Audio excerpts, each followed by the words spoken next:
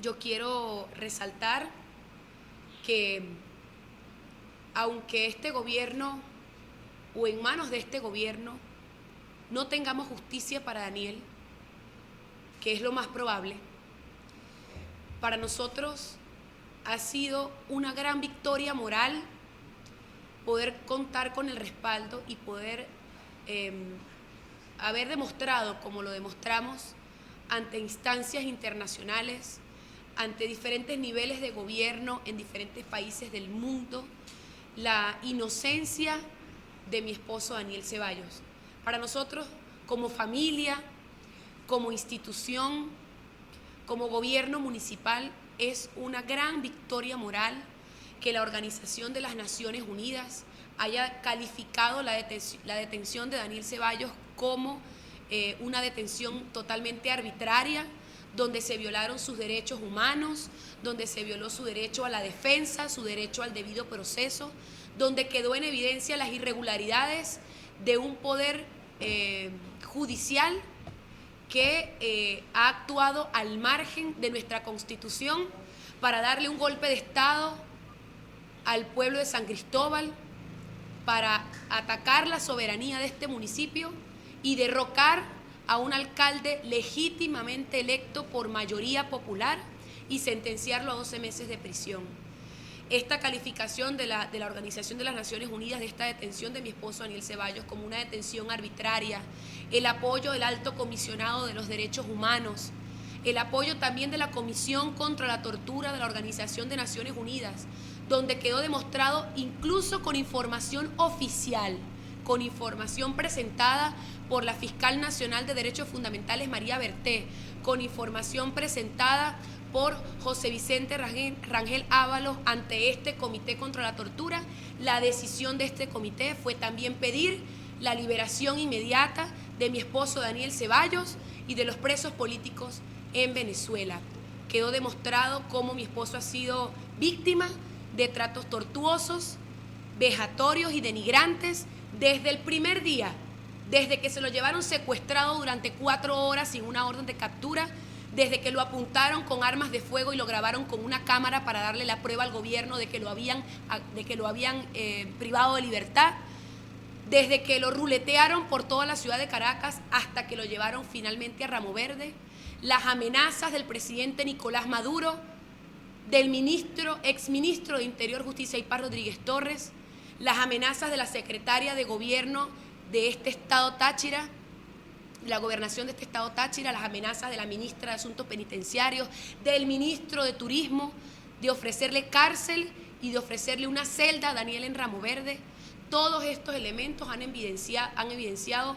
que somos gobernados y que estamos bajo la tutela de un Estado que está al margen de nuestra Constitución y de un Estado que es violador de los derechos humanos y de las garantías constitucionales de nosotros como ciudadanos venezolanos. Después de estos apoyos que hemos obtenido el Parlamento Europeo, el Parlamento canadiense, las asociaciones de alcaldes y federaciones de municipios de Iberoamérica, el presidente Barack Obama, la Casa Blanca, expresidentes de Europa, expresidentes de Latinoamérica como Andrés Pastrana, Felipe Calderón, Sebastián Piñera, toda esta gran victoria moral que para nosotros representa este apoyo y poder demostrar la inocencia de mi esposo Daniel Ceballos, ha hecho que el gobierno mantuviera durante 3 meses y medio al Tribunal Penal que lleva la causa de Daniel, donde lo pretenden acusar por rebelión civil. Estuvo 3 meses y medio sin despacho. Una vez que se dieron todos estos apoyos, ¿cómo puede justificar el gobierno que vivimos en un país democrático cuando es tan evidente la dependencia de los poderes públicos del régimen que gobierna? ¿Cómo puede justificar que hayan tenido 3 meses y medio al Tribunal 15º de Juicio del Circuito Judicial de Caracas sin despacho? Y ahora, después de 3 meses y medio, tomaron la decisión de darle una medida de acelerar este juicio que llevan en contra de mi esposo Daniel Ceballos, iniciando las audiencias desde la semana pasada, todos los días martes y jueves de cada semana tienen previsto realizar estas audiencias. ya con el lapso probatorio, con la declaración de los testigos citados por la Fiscalía, que pretenden acusar a mi esposo de haber hecho un llamado violento a deponer el gobierno legítimamente constituido del presidente Nicolás Maduro Moros. Dicen que Daniel hizo declaraciones por Twitter. Yo estuve presente en 2 de estas audiencias la semana pasada. Todos los testigos que ha llevado la Fiscalía,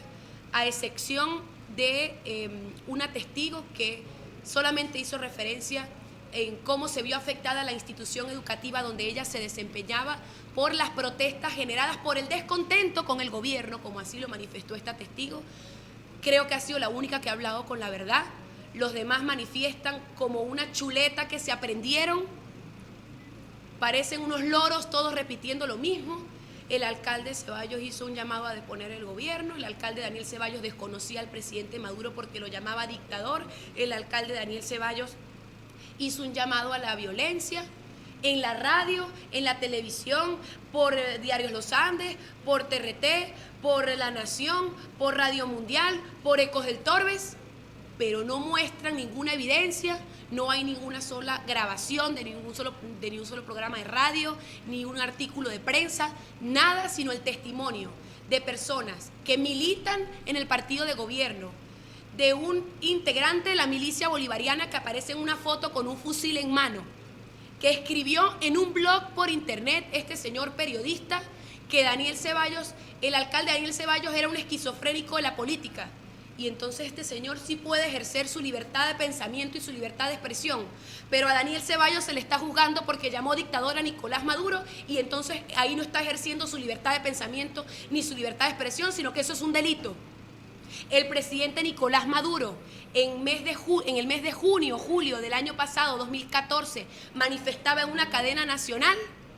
su respaldo contundente a las decisiones de las Naciones Unidas con respecto a la situación en el Medio Oriente. Nuestra Constitución es muy clara cuando nos ampara en el artículo 31 y dice que los venezolanos tenemos derecho a poder pedir la defensa de nuestros derechos humanos en instancias y organismos internacionales a los cuales Venezuela suscribe. Nuestra Constitución es muy clara cuando dice en su artículo 23 que los pactos internacionales a los cuales Venezuela suscribe y es consignatario son de rango constitucional y de obligatorio cumplimiento por todos los organismos de los poderes públicos del país y de los tribunales competentes.